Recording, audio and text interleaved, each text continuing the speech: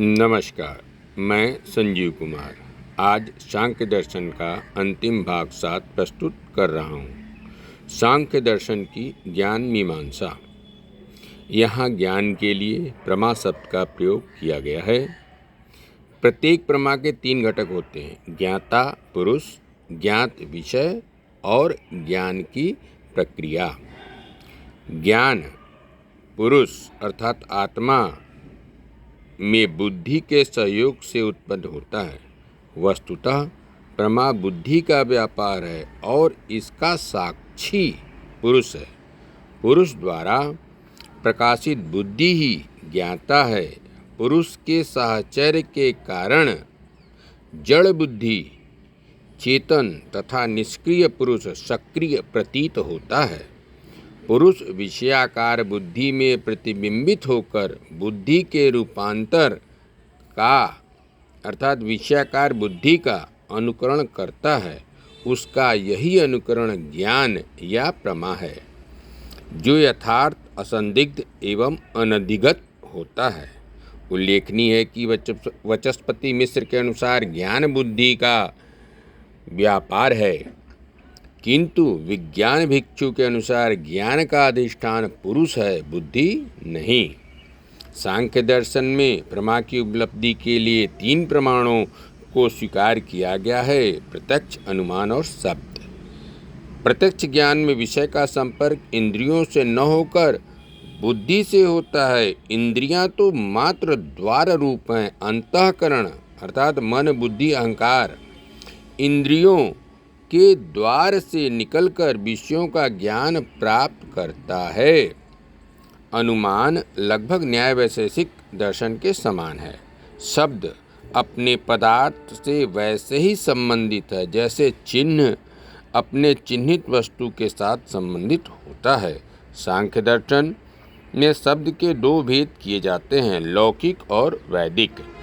लौकिक शब्द प्रमाण नहीं है, क्योंकि वह प्रत्यक्ष और अनुमान पर आश्रित होता है। वैदिक शब्द अर्थात श्रुति अपौरुषेय होने के कारण प्रमा है। उल्लेखनीय है कि वेदों को अपौरुषेय मानते हुए भी नित्य नहीं मानता, क्योंकि वे दृष्टा ऋषियों के दिव्य अनुभवों से उत्पन्न होते हैं और परंपरा सुरक्षित है। सांख्य सदसत ख्यातिवाद को मानता है, अर्थात भ्रम में एक अंश सत्य तो दूसरा अंश असत्य होता है। यह भट्ट मीमांसा के विपरीत ख्यातिवाद के समान है। आचार मीमांसा। बंधन और कैवल्य। बंधन और मोक्ष की समस्या भारतीय दर्शन की केंद्रीय समस्या है। तत्व मीमांसा और ज्ञान मीमांसा का विकास मोक्ष के साधन के रूप में हुआ है। सांख्य दर्शन त्रिविध दुखों का विवेचन करता है। आध्यात्मिक दुख वह है जो जीव के शरीर या मन में उत्पन्न होता है। अधिभौतिक दुख जो अन्य मनुष्यों एवं जीवों द्वारा उत्पन्न किया जाता है। अधिदैविक दुख जो दैवी शक्तियों या अति प्राकृतिक कारणों से उत्पन्न होते हैं। सांख्य दर्शन के अनुसार दुखों का कारण बंधन है, परंतु सांख्य के अनुसार पुरुष का बंधन एक मिथ्या विचार है। वास्तव में प्रकृति ही लिंग शरीर अर्थात सूक्ष्म शरीर के रूप में अनेक पुरुषों के आश्रय से बंधनग्रस्त होती है, संसरण करती है और मुक्त होती है। सूक्ष्म शरीर के साथ पुरुष का संयोग ही बंधन है और बंधन का कारण अविवेक है।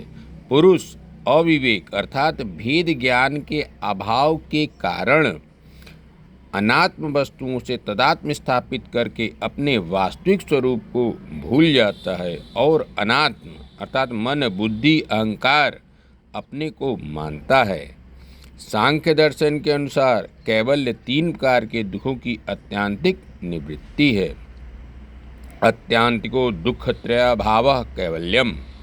विवेक ज्ञान होने से पुरुष यह जान लेता है कि मैं अचेतन विषय, जड़ प्रकृति, अंतःकरण आदि नहीं हूँ। नास्मि, मेरा कुछ भी नहीं है। न मैं और मैं अहंकार नहीं हूँ। नाहम, यही कैवल्य की अवस्था है।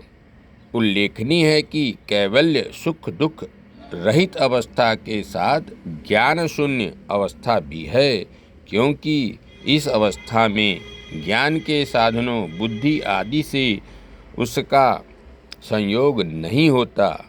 यह न्याय वैशेषिक के अपवर्ग के समान लगता है, परंतु कैवल्य में चैतन्य का ज्ञान स्वीकार करने के कारण न्याय वैशेषिक से उत्कृष्ट कहा जा सकता है। सांख्य जीवन मुक्ति और विदेह मुक्ति दोनों को स्वीकार करता है। मुक्ति के प्रयास के लिए सांख्यकारिका मात्र यह कहता है, कैवल्य के लिए प्रकृति एवं पुरुष के परस्पर भिन्न होने का ध्यान करना चाहिए। अंत में प्रोफेसर एम हिरियन्ना सांख्य को ईश्वरवादी सिद्ध करने के प्रयास को अनुचित मानते हैं। धन्यवाद। नमस्कार।